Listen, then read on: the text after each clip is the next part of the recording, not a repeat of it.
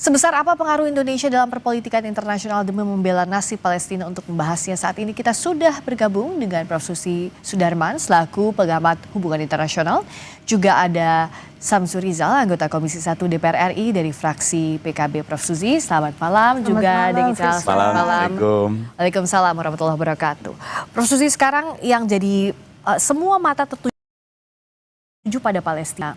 Di forum PBB ini secara de facto hampir 80% negara-negara mengakui Palestina. Tapi secara de jure-nya masih panjang tentu. Nah, bagaimana seperti apa sih sebenarnya gambarannya Prof. Susi untuk sampai mengakui kemerdekaan Palestina secara de jure atau secara hukumnya, secara legal?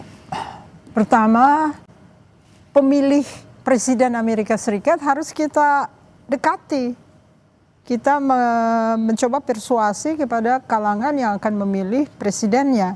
Seperti waktu kita akan merdeka dulu, kita didukung oleh kelompok kulit berwarna, wartawan Amerika Serikat dan sebagainya, sehingga itu berdampak kepada duta besar Amerika di PBB, yaitu akhirnya berhasil. Tapi kalau misalnya sekarang ini kita nggak bisa membayangkan, karena pemilih Donald Trump adalah Make America Great Again atau white supremacist. Nah, white supremacist itu bagaimana caranya kalau kita memang membela Palestina, harus dicoba mungkin di lobby kalangan mereka, karena Rusia pun berhasil mendekati MAGA, mendekati NRA. Jadi masalahnya ini siapa yang melakukan lobby di tingkat grassroots ya? Gereja-gereja juga tidak dikunjungi, ngerti nggak? Padahal gereja-gereja itu adalah sumber-sumber dari pemikiran tentang anti imigran di sebagian gereja ya, dan juga kalau misalnya rakyat Amerika tidak bisa kita persuasi, tentunya presidennya akan lancar saja melaksanakan apa yang diinginkan white supremacist itu. Terutama kalau kita ingat demonstrasi di Charlottesville, Virginia, itu orang kulit putihnya mengatakan kita tidak bisa digantikan oleh mereka. Mereka tuh siapa? Bisa Semite, bisa imigran kulit berwarna, tapi semua termasuk kategori itu. Jadi kalau kita lihat kecenderungan dari pemilih Donald Trump, mungkin mereka menginginkan bahwa orang Yahudi Amerika itu mempunyai negara sehingga mereka tidak lagi berada di Amerika Serikat. Kenapa harus lobbynya Amerika Serikat? Karena sejauh ini veto yang dilancarkan itu Amerika Serikat sampai kemarin terakhir bahkan ya, Prof. Susi. Nah, kalau dari DPR apa yang bisa dilakukan? Peran lebih aktif apa yang Indonesia bisa pegang selain sidang umum PBB, menyampaikan pidato di sana? Ya, yang pertama memang apa yang dikatakan oleh Prof. Susi tadi itu yang memang tidak bisa diintervensi oleh negara manapun. Karena tekanan-tekanan internal itu akan membuat pemimpinnya itu menjadikan itu sebagai salah satu voters reasonable. Karena mereka akan menjaga votersnya. Nah, ini yang belum terjadi di Amerika. Ada tetapi kecil. Berbeda dengan di Belanda, di Prancis, di Australia. Itu hampir semua kelompok masyarakat itu mendukung, sehingga mau tidak mau kalau semua proses election itu berbasis election, dia pasti akan menjaga suaranya itu.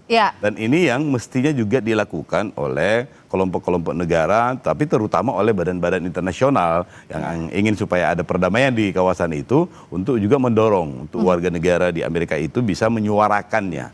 Jadi seperti yang disampaikan oleh basis-basis dari pemilih Donald Trump itu, terutama yang berbasis di agama, di gereja, itu seharusnya juga mendapatkan pencerahannya itu. Ya, agar pemahamannya terbuka ya, bisa dilobi dari internal, mendorong secara aktif itu ya. Betul, mendorong pemerintahnya untuk mengambil keputusan yang berbasis pada people of the Amerika misalnya. Nah, kalau dari Prof. Susi, ada juga solusi yang selalu kita dengarkan dari setiap tahunnya, two state solutions, tapi yang berbeda saat ini disampaikan bahwa Indonesia akan akui Israel kalau Israel akui Palestina.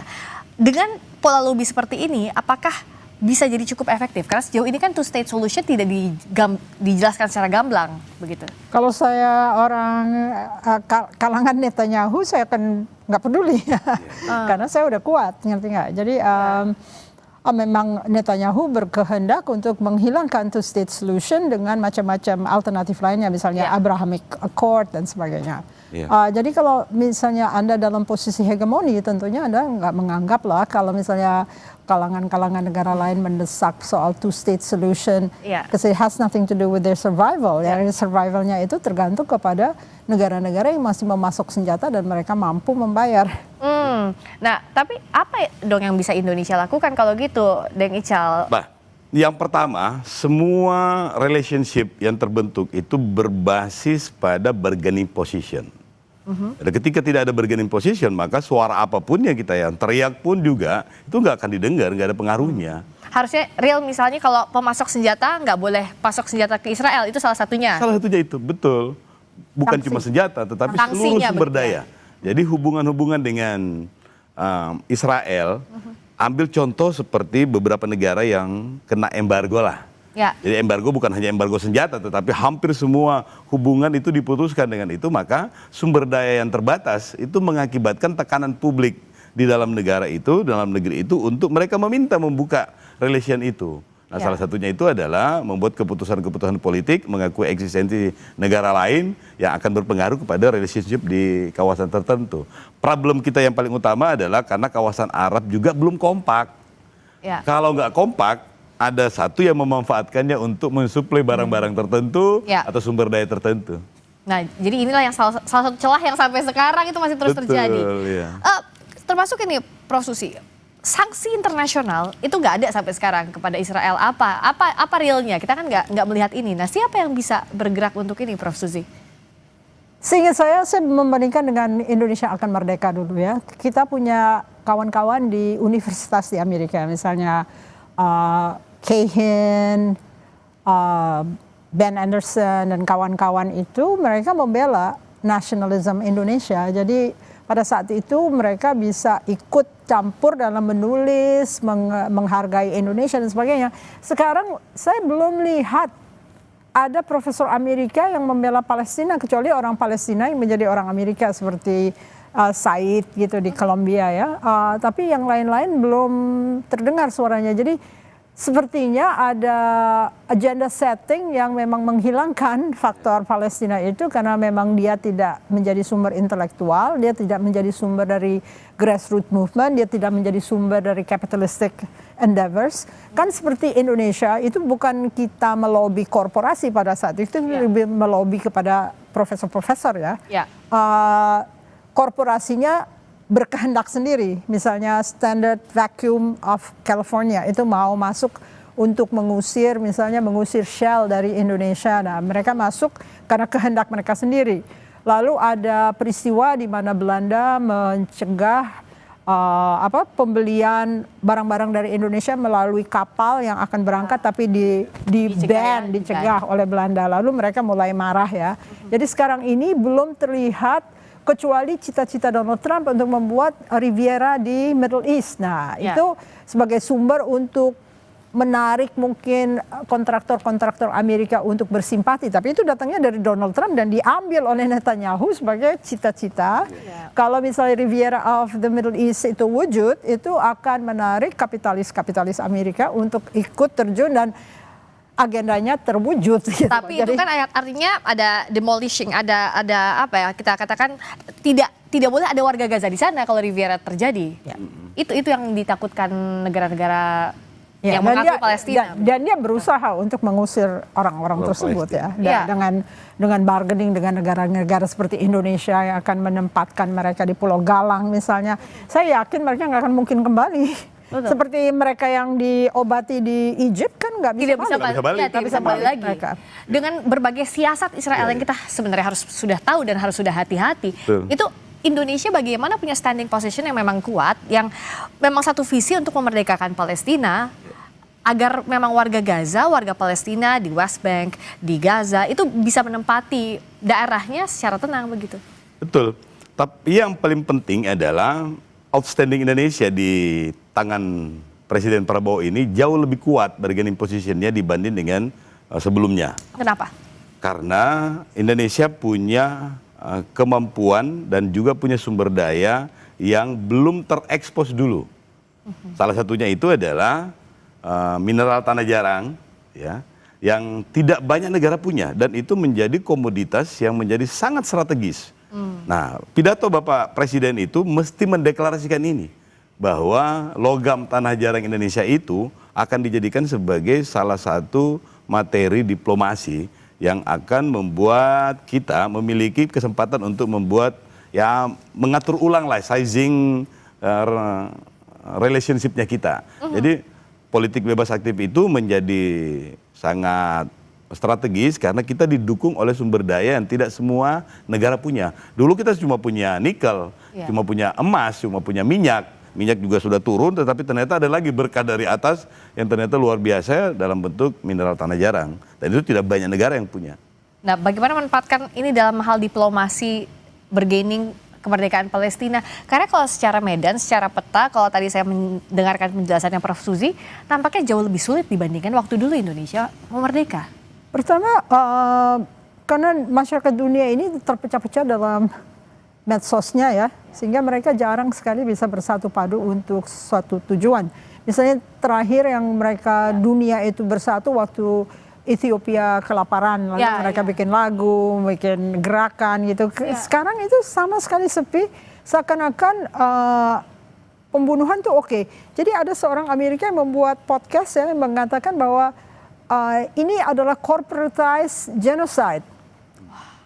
Keuntungan datang kepada mereka yang melakukan genocide itu karena akhirnya shares-nya naik dan pemegang sahamnya beruntung. Jadi profitability-nya datang dari perlakuan-perlakuan keji, dan itu sudah menjadi satu diktum yang baru ya di dalam hubungan internasional.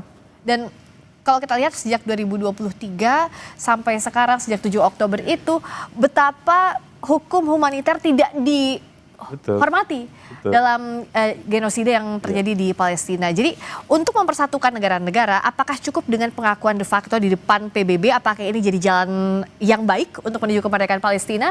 Bahasnya nanti usai jeda di Sapa Indonesia Malam. Kami segera kembali.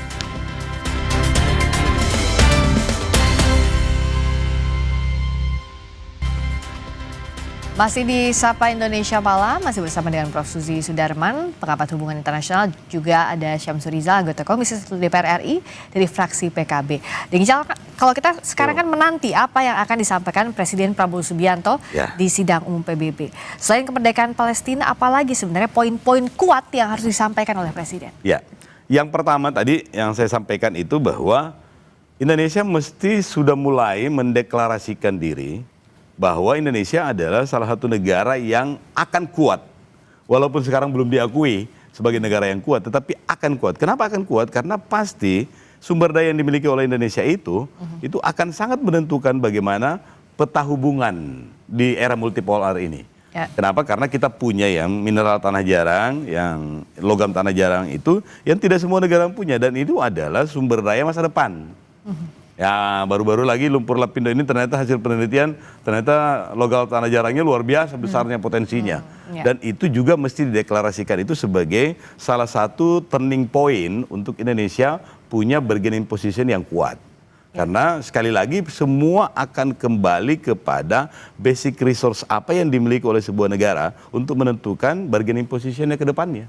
Sehingga momen yang akan ditonton oleh hampir semua negara, semua orang, ini mesti disampaikan bahwa ini adalah publisitas gratis yang luar biasa strategisnya. Nah, momen ini harus digunakan maksimal. Nah, salah satunya itu. Tentu yang kedua adalah bagaimana meneguhkan bahwa politik bebas aktifnya Indonesia itu masih tetapi sekali lagi bebas aktif pun kalau kita tidak memiliki sumber daya yang kuat, yang cukup, yang jarang, maka semua orang akan bilang, wah ngapain kita juga nggak penting-penting amat berhubungan dengan Indonesia. Nah, itu yang mesti dideklarasikan dan momen ini yang paling tepat. Kalau dari Prof. Suzy, apa sebenarnya yang Indonesia harus katakan secara lantang, apalagi secara rundown nih, secara urutan kita kan punya strategis sekali ya urutannya. Dinamikanya datang dari sekolah pendidikan. Pendidikan kita adalah pendidikan yang sosialistik ya, yang sharing of wealth, sharing of poverty. Sedangkan untuk bisa mengklaim bahwa kita punya tanah jarang, kita itu untuk bargaining position, you need a position seperti yang di McPherson theory yang mengatakan the theory of possessive individualism. Artinya this is my battle, don't touch it. This is mine. Nah ini orang Indonesia belum terbiasa untuk mengklaim Kepemilikan itu ya. we have this, and ini adalah satu cara untuk meredupkan klaim orang lain terhadap apa yang kita punya, tapi kita gunakan itu untuk mengatakan bahwa if you want to have this, you have to be nice to me, atau desain kami akan didengarkan gitu ya. Jadi mulainya dari pendidikan. Kalau pemerintah masih mengabaikan pendidikan, tentunya possessiveness-nya itu tidak wujud karena yang diajarkan adalah poverty sharing, okay? Then you have to feed other people dan segala macam. Padahal sharing sebetulnya itu hanya negara bagian ketiga biasanya begitu ya? Ya, kita harus punya. Yang saya rasa ini yang paling susah di Indonesia adalah kita nggak punya rasa confidence ya. What is confidence? Rasa percaya diri. Ya. Percaya diri bahwa kamu bisa membargain. Negosiasi dan bargaining itu tergantung pada proses ya, proses yang dimana kalau negara barat jelas dia enmeshment melalui birokrasi, enmeshment melalui jejaring dan sebagainya. Kita jarang nggak connect kepada yang lain dan sifat kita tidak bisa menjual pitching, oke?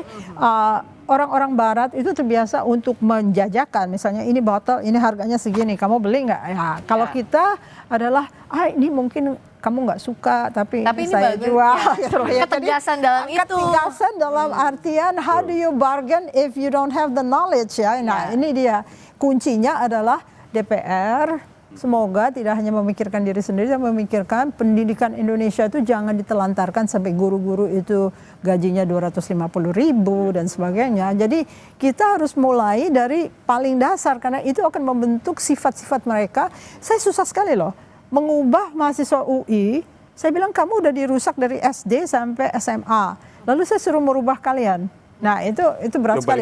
Itu susah karena waktu saya baru pulang dari Amerika, saya bilang ini loh cara menulis.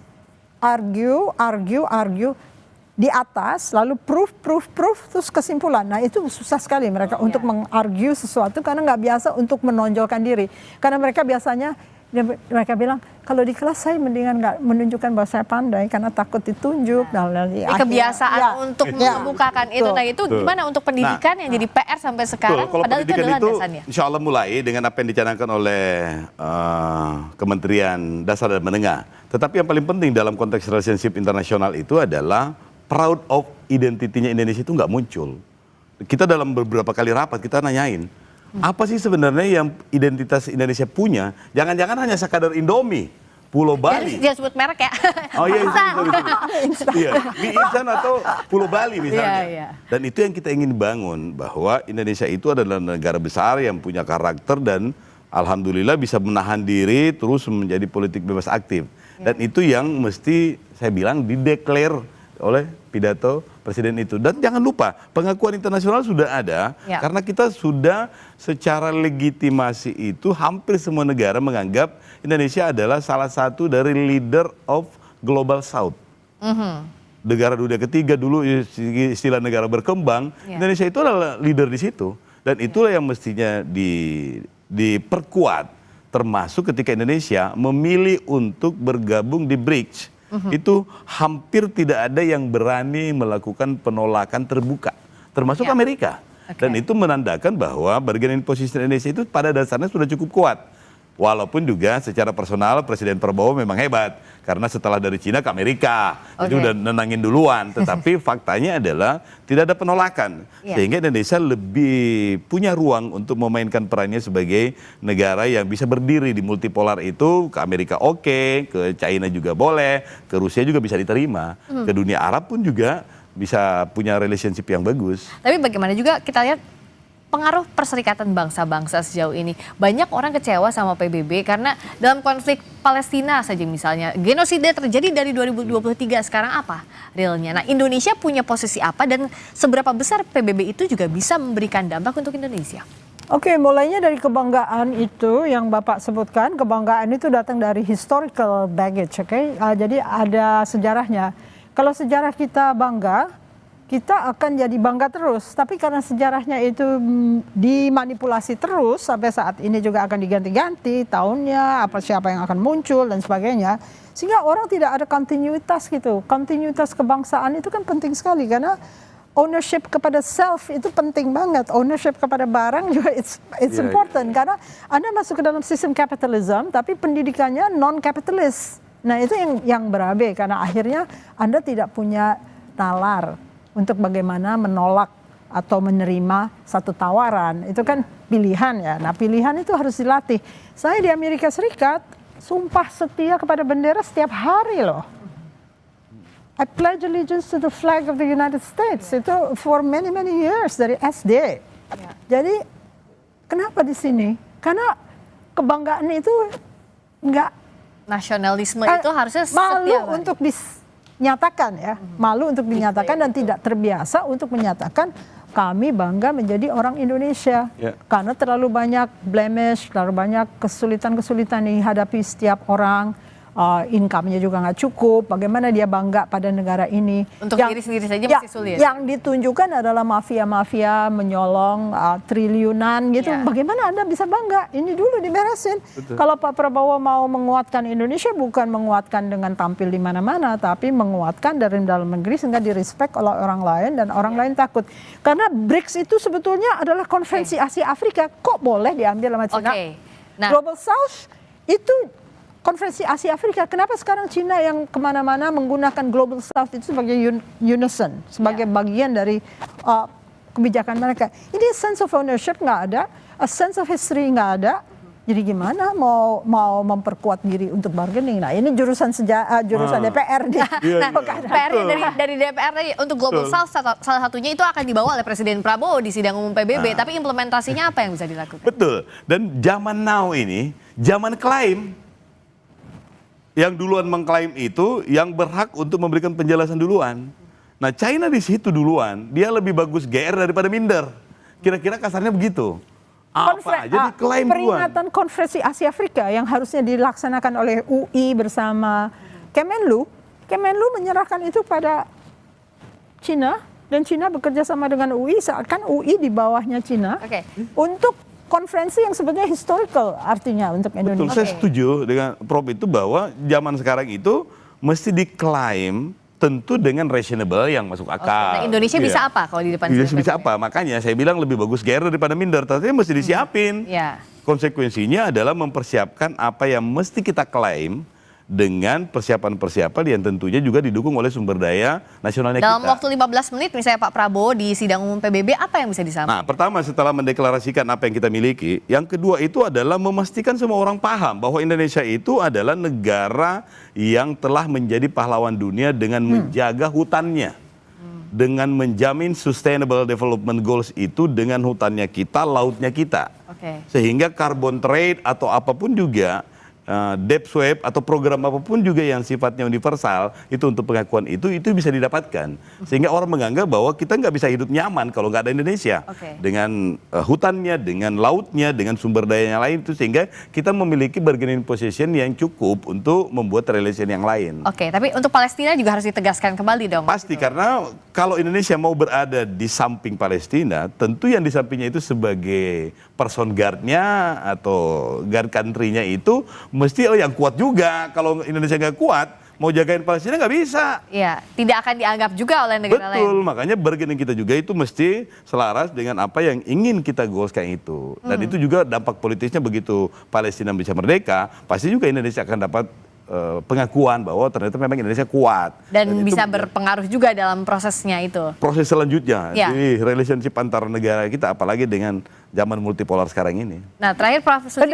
sejarah penting banget karena misalnya harus diingatkan dari negara-negara di General Assembly itu yang terdiri dari negara yang merdeka, baru merdeka setelah adanya konferensi Asia Afrika, Indonesia harus menegaskan diri bahwa kami telah membuat terobosan-terobosan internasional sejak kami merdeka. Malah konferensi Asia Afrika 5 tahun setelah kita merdeka, kok itu masih muda Bisa banget langsung ya. jadi tuan rumah lagi. Ya, Ya. itu dia. Di Bandung, Jadi ya. Betul, saya sekarang setuju. malah dilupakan, malah justru BRIC itu adalah pengganti konferensi Asia Afrika. Dan nanti Ini kan dalam waktu 15 menit itu Presiden Prabowo harus meyakinkan itu. meyakinkan Betul. sejarah, meyakinkan Ya. bahwa kita useful, kita functional dan bisa bermanfaat untuk seluruh dunia. Nah, I hope itu yang paling it's an penting. end. Ya, salah satunya juga untuk tadi kemerdekaan Palestina. Mudah-mudahan. ya. Mudah-mudahan dengan posisi yang sulit, tapi setidaknya sidang umum PBB nanti kita nantikan pidato Presiden Prabowo yang urutannya setelah Presiden Trump, setelah Presiden Amerika Serikat. Iya, Kita akan betul. lihat nanti. Terima kasih Prof. Siap. Suzy, terima Terima kasih kasih, juga Terima kasih banyak, Rizka Mbak. Syafrurizal. Terima Terima kasih kasih sudah banyak. hadir di Sapa Indonesia Malam.